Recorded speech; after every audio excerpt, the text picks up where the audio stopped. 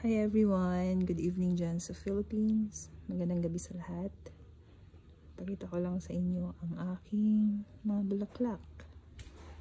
Ito ay nilipat namin kahapon ni Abby. Ayan. Tinanim sa lupa. Ito ang aking paborito. Nilipat namin ni Abby sa dito. Itong paso na ito. Itong puti. Doon to sa loob ng garden house. Nakita ko. Sabi ko, gusto ko siya i-display dito kasi ang cute niya. At saka kakulay siya nun. Matchy-matchy sila. So, ayun na nga. Nasa maliit siya na pot.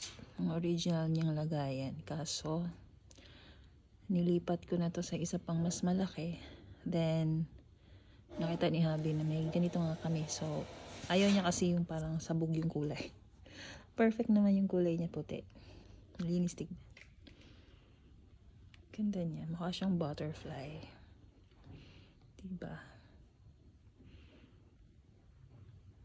Dadami pa yan siya. Ito, bubuka pa yung mga yan.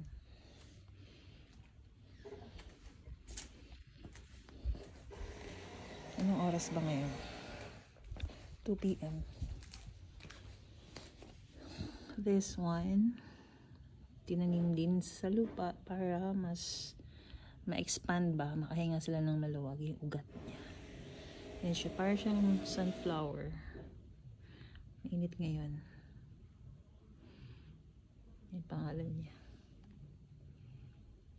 Ito naman ay kulay puti. Color white. Ibanta rin mga pangalan. Whirling butterflies. Pag dumami na siya, maganda siya. Ito naman, I'm not sure kung anong tawag dito. At para siyang ang tawag dun sa atin, yung kulay red. Duranta ba yun? Santan, yes, parang santan yung kanyang dahon. Yes. Ito yung dati na dito. Yan. Ito, yan. Dati na rin yan. Ito naman, yung mabong na to. Kinat ni Habi to. Kasi daw, masyado na matatabunan. Taas na siya. Yung puno na ito, nagkakaroon to ng red. Parang bunga. Pero hindi nakakain. Tapos nagiging puti. Yung ganun niya, nagiging white.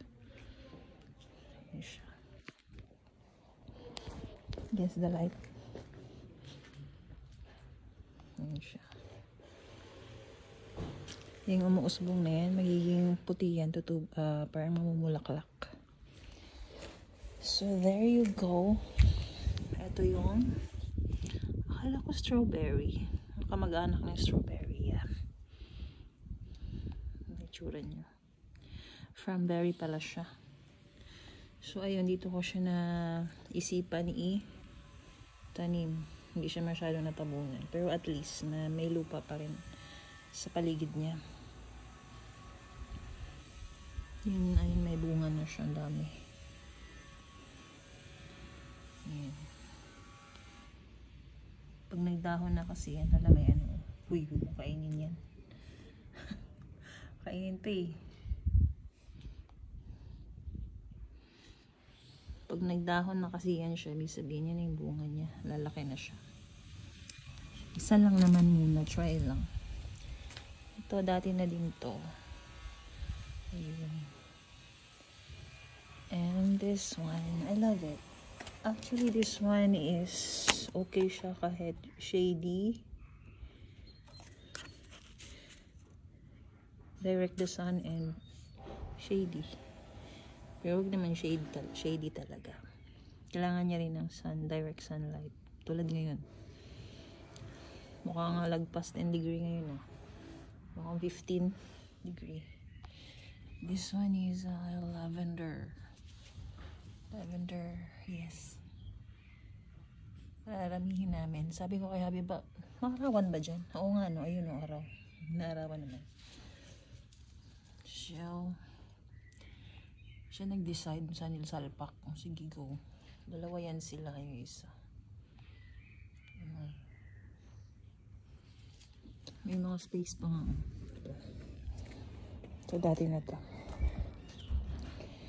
So, ayan.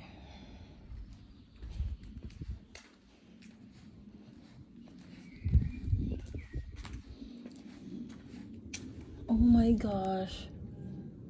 Is there something wrong? Like, it's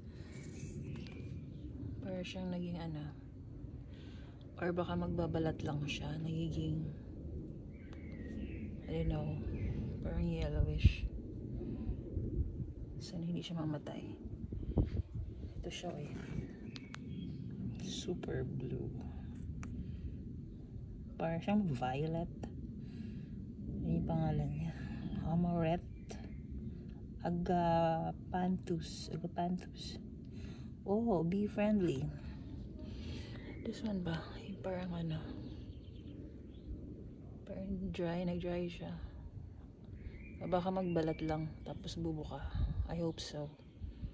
Pero okay naman siya. Oh. Hindi nila kailangan ng sobrang nga pala nilagay ko. Nagtanim ako kahapon yung para siyang sunflowers. Yung mixed siya. Nagsaboy din ako dito. Ito naman yung blueberry. Ano ba itong ano na to? Ants na to. Kakainin pa yata. Yan, marami na siya may bunga. Masyado yatang nabasa yung lupa. Yan. Si Habi nagbutas. Ano niyan, nagdig. Siya nagtanim nito. Naglipat. Favorite ko kasi ang blueberry kaya nag-try lang ng isa. Nasa 20 euro ito eh. Ito naman yung isa, yung kamag-anak nung dalawa kanina. Yung white, yellow. Ito naman is blue. Blue but looks like violet. Johnson's blue. Pangalan lang ata talaga. And this one, may namatay na isa. Pink naman siya.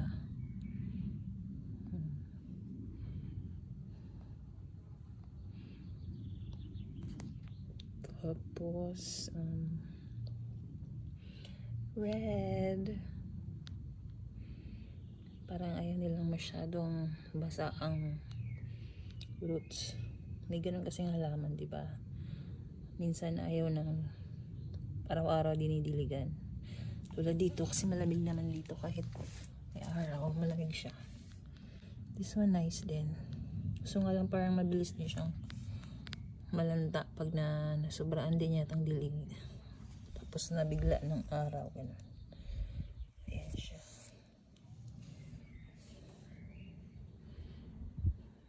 Pretty. Dito marami nakakatuwa. So ayun, kulang pang tanim. Nadagdagan natin next time. Sabi ko nga kay Abby, gawin niyang ano to, crate, yung lalagyan ng lupa dito sa gitna.